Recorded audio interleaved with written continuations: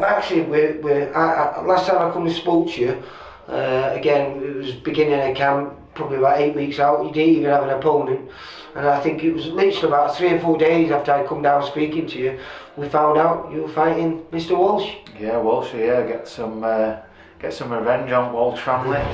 But yeah, it sort of came out of nowhere. I was gonna, because I were having a bit of a spat with Francisco Patera on Twitter. And is Francis still going? Patera, yeah. Yeah, because we've body beat Ritson. Yeah, that's right. Yeah, he got beat by Mashadod. He's number 7 with WBO. Who is he? I think he's got WBO global title, something like that. But yeah, he's the fight I wanted. Yeah. He's on a good run of form at minute. He's ranked highly with some sanctioning bodies, so you know he's boxed on a few Matchroom DAZN bills. So I thought. But do you know something? I think this fight drums up more interest. I think so, especially certainly in England, especially in UK, because Walsh is a good fighter. You know, he's an outright owner of British title, which it's not. For 7 years, he's been there all over. It's not easy champion to do, for is it? 7 years, I think. Something like that. Yeah, he held it along. So he won it outright, didn't he? And then he again carried on boxing for it. So you know, it's one of your old stable mates. He ended up getting a draw with him, didn't he? In Isaac. Yeah. Good fight. Yeah. So. You know, Walsh has been about, he's experienced. Was he just the 3 losses in his career? Yeah, so he's only lost at the top level. He won 5. yeah, fucking hell. His favourite? He's won 5 then, hasn't he? I'll just give him the belt, shall I? But this might be a little bit strange for you, because you know, for the first time in a long time, probably the first time you've ever fought for a major title where you're a big favourite. Yeah, it's strange, but to be honest, as I said earlier, it's not something that I've sat and thought about and been giving myself a pat on the back about, saying, yeah, you know, I'm favourite. The mindset as I approach the fight, well, you know, is always the same. Well, is that not nice though, just to experience it? It is a bit, but I'm not interested in, because it's for betting, you know, obviously it's mainly for betting and stuff like that, isn't it? But I'm not interested in all like that. So for me, every fight's dangerous, because all can happen in boxing. We know that, yeah. So I'm not letting that sort of stuff, you know, bother me and derail me. So do you think this is brilliant for you, for it to come so late on in your career, after all the ups and downs that you've had throughout it? Because it means you appreciate it more and you understand this game more. I think so, yeah. If it would have come to you, if it's able to come to you 6 years ago, I wouldn't have been ready for that. I wouldn't have been ready for. Looking back now, obviously I wanted it back then, but thinking back, was I quite ready? You know, maybe I'm a late bloomer, and but how I feel now, I'm mature, experienced, how everything's rolling. I look back now and think, would I have been ready? Would I have been able to be as I am now back then? And maybe I won't. So maybe it's the right time for me. You know, as they say, everyone's time comes different. Comes at different times in their career. So is this your time? Yeah, I think it is my time. Yeah, and I was just rolling off the list, because your weight division is ridiculously loaded, and that top 10 I think I've got here. You know, you've got Javante Davis, Lopez, Lomachenko, Haney, Camboza, Jojo Diaz. You know what I mean? It's like packed out division. And but you won one of them, don't you? Yeah, I want to be in the thingy. Well, what I want is one of the other 4 world titles. So you don't care who? The main 2 is Haney and Kambosos. Still don't know whether Kambosos is going to get a thing. It looked like the front runner for that fight was Lomachenko, but obviously the stuff going on in Ukraine, he's had to. You know, he's doing, you know, respect to him for fighting for his country. So, you know, who knows what's going to happen there. Come back as well, hasn't yeah, same as Klitschko's, they're all doing it. Respect to them all. Proper fighting men, aren't they? But so we don't know what's going to happen with that Kambosos fight. I don't know whether the attention's now switched back to Haney because he's got the other belt. I know they were arguing and apparently sending silly offers and refusing offers. So, I'm not going to be difficult to deal with. No.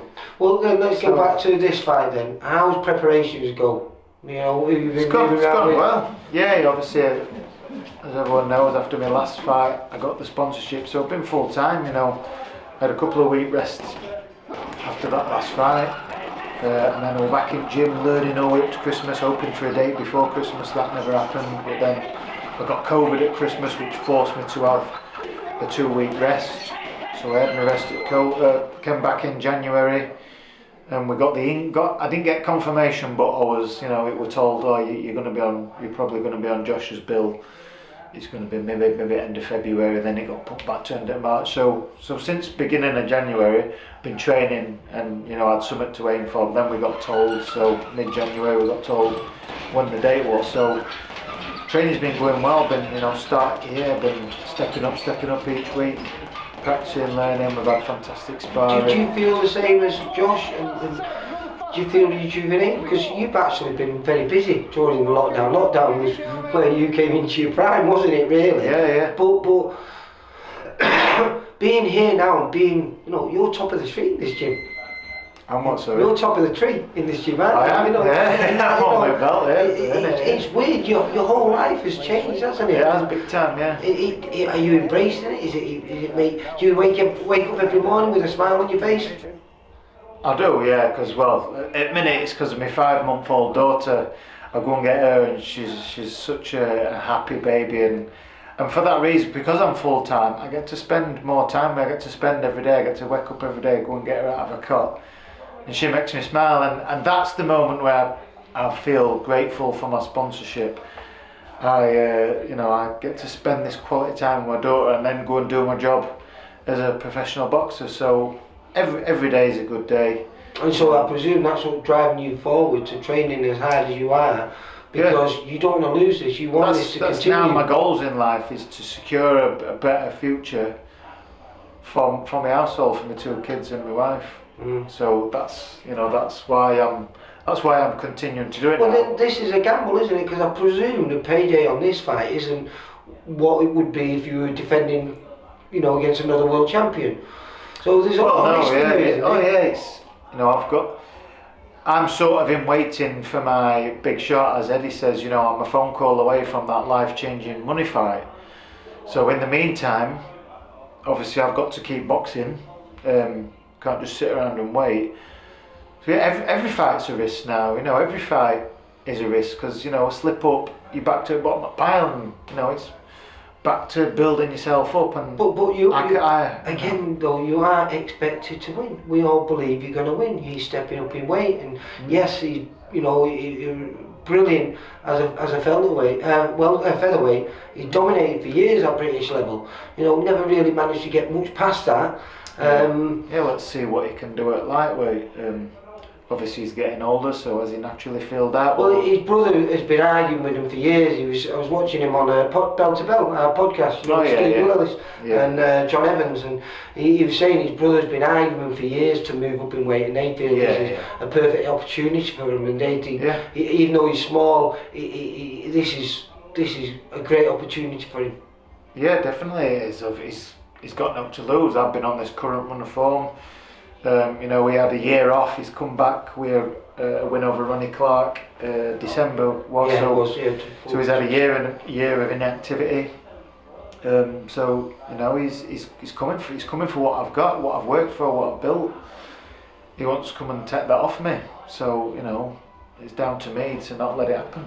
Well, and it ain't happening. Listen, I know how hard you worked. I've been watching today, and this was an easy session today. So, just a warm throw today.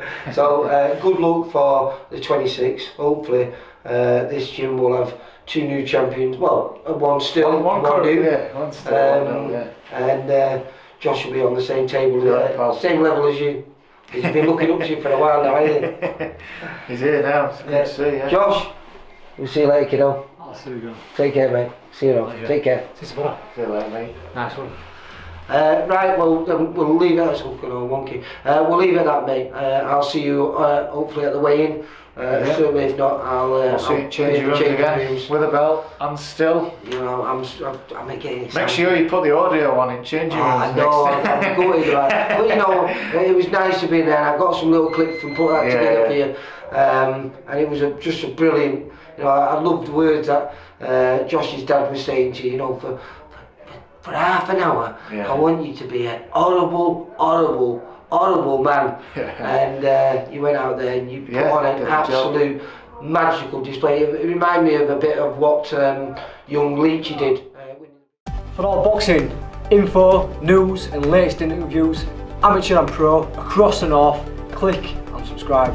VIP Boxing Promotions. Also Twitter, Instagram and Facebook.